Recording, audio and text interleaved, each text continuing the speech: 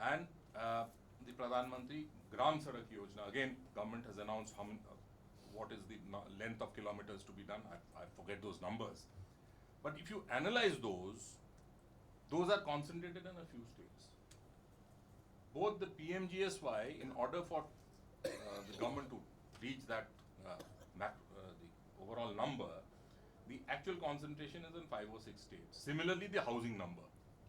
And so we will see again in expenditure, either at some point of time the government again does a rejig, because there will be some amount of incompatibility with the global or the all state number which they are pursuing for these two programs, with the split among states, because states don't have the capacity. I've seen it for a few states. They don't have the capacity. I mean, if you rely only on those 5 or 6 states to give you that number, it will not happen. So it has to be some sort of a compromise between that. We'll see that down the road, maybe in a year or so. The other is the use of SECC data. For the socio-economic caste census data, which is being used. It's already, cabinet has taken a decision to use that data for the housing program, for example. And for other programs, there's a possibility of using them, using that data. And because in that survey has thrown up some interesting, I've just in a committee which is about to give us that report to Rural Development Ministry on the use of that for some of these schemes. On some schemes, we've already interacted with the ministry, and even it's gone up to cabinet, as I mentioned, for housing, already taken a decision. So you will see some interplay of factors there, which will again direct funds to certain states as compared to other states. That will happen.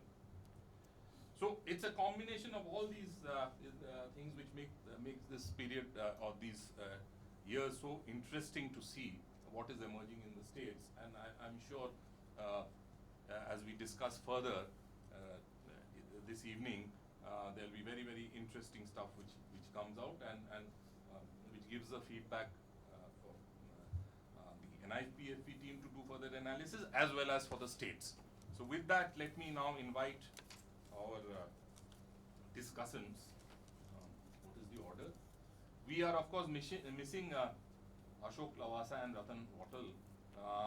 At some stage, Rajiv, you could say something, but we'll follow this order, and I would now request Govind, Mr. Govind Mohan is Principal Resident Commissioner, Government of Sikkim, since he was not here for the introductions, to make his comments on the presentation.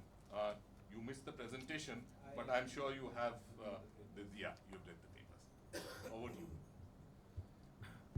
Thank you, sir, and thank you, Dr. Roy, Dr. Chakrabarty, for having called me over for this very interesting discussion. I'm feeling quite sorry that I missed the substantive part, but I'm sure it would have drawn upon the papers which you circulated, which I had the occasion to read before I came here.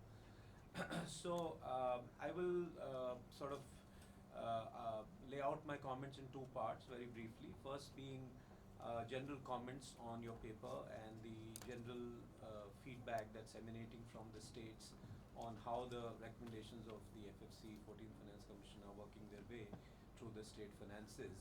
And second part, I would just like to speak a little bit about my state and the issues that we are confronting post the recommendations of the FFC.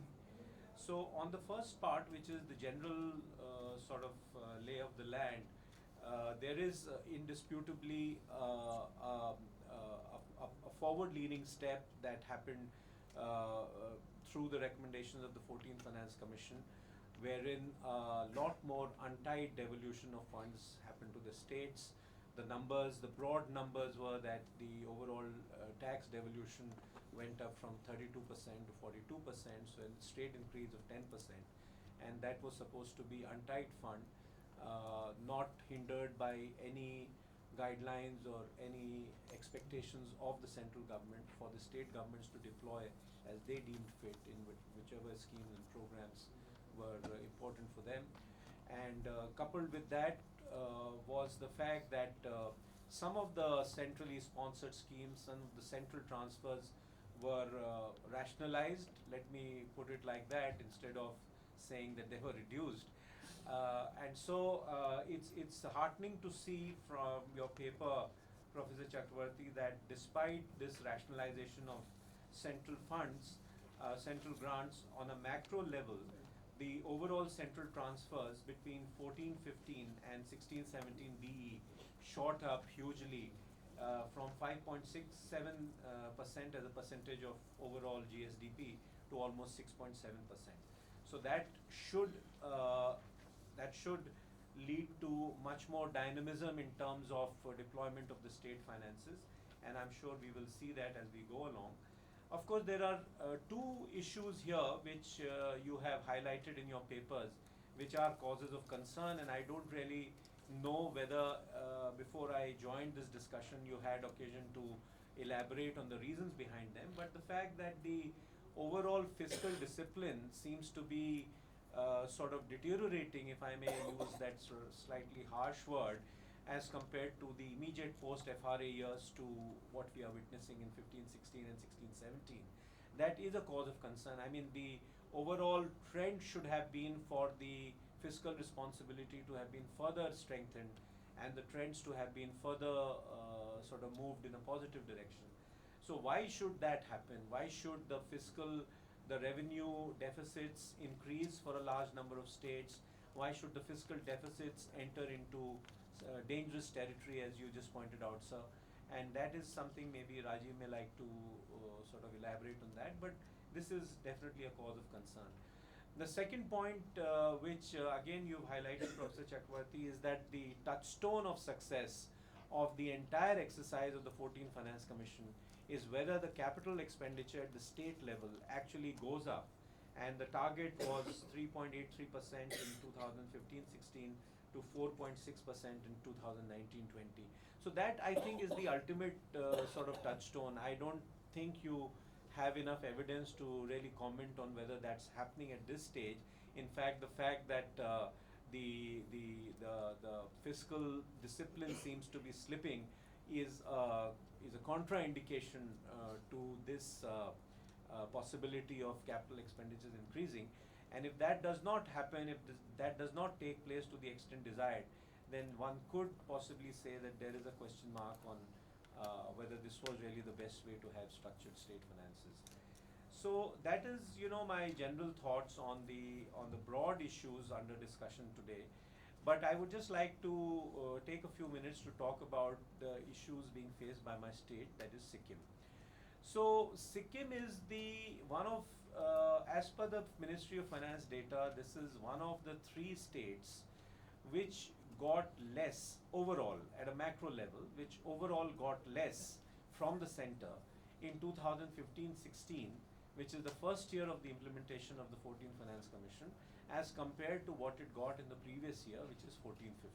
And here we are comparing apples to apples, which is RE to RE, or actuals to actuals. The extent of decrease is significant, it's around 16%, and the other 2 states which have got less are Tripura and Uttarakhand, where the extent of decrease is less than 1% in each of those cases. Maybe Uttarakhand is slightly more than 1%, but Sikkim is well ahead of the other states in terms of the adverse impact that it has experienced as a consequence of the 14th Finance Commission recommendations. Now, the reason for this is quite simply the fact that most northeastern states, and Sikkim being, of course, a part of that group, depended more on central transfers than tax devolution. So the rough breakup was that 80% of the total central transfers used to come by way of grants, and only 20% used to come by way of tax devolution. And in this grant component, there used to be again 2 sort of sections. One being the untied grants, which were coming through the erstwhile Planning Commission, which is the additional central assistance, normal central assistance, etc., etc. And the other was the grants coming through the centrally sponsored schemes. So the first part, which is the additional central assistance components, they were completely taken off the table. So they don't exist anymore. And the shock of those having been taken, simply being removed from the equation, was the fact, manifested itself in the fact that the overall central transfers came down by around 16%. Now, Sikkim is a well-performing state. It's many of you may be aware is the first organic state of the country. It's a hot tourist destination, and so this kind of a disruption has impacted the momentum of development which had been built up over the last 15-20 years, and is causing considerable problems at present. Now, emanating from this, and I don't want to dwell too much on what is happening in Sikkim because that is separately an issue under consideration of the Finance Ministry. But two lessons, broad lessons, which I could sort of draw from what has happened to Sikkim is one being that there should have been, and again without casting blame anywhere, but there should have been when the 14th Finance Commission recommendations were being considered in the Government of India, some kind of a thinking or some kind of a modality being developed to compensate the losers among the states. So the 14th Finance Commission led to states being categorized in the winner segments or the loser segment depending on whether they got more or they got less. Arunachal Pradesh got a hopping sort of increase in what it used to get from the center, and other states like Sikkim got much less.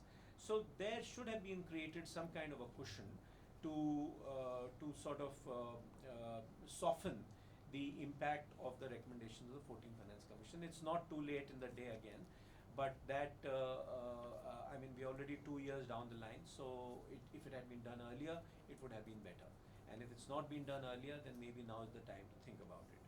And the second broad recommendation is that drawing upon this modality which has been created for extended fiscal envelope being created depending on whether you were sticking to your debt to GDP and interest payment to revenue receipt ratios, that modality of 0.5%, again there is a bit of a disquiet among all states, and I'm not again talking only of Sikkim here but talking of states in general, that the GSDP numbers here are not being sort of calibrated properly to the actual CSO numbers. I mean that there is significant difference of thought between the finance ministry and many state governments on what should the denominator be. And depending on what the denominator is, you either fall into that category where you can draw this entire 0.5% or you cannot draw. So I think there has to be, number one,